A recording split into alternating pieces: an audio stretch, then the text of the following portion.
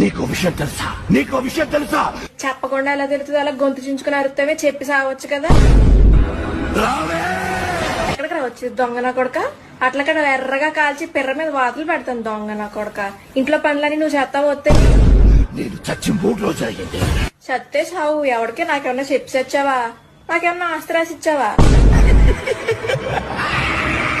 దెయ్యం పట్టినోడ్లాగా నవ్వేంటి? గొంతులో Vicks bill పాడేసుకో. ఆ నవ్వేంటి నాకు చచ్చిపోతున్నావు. నా దేహం కుళ్ళిపోయింది.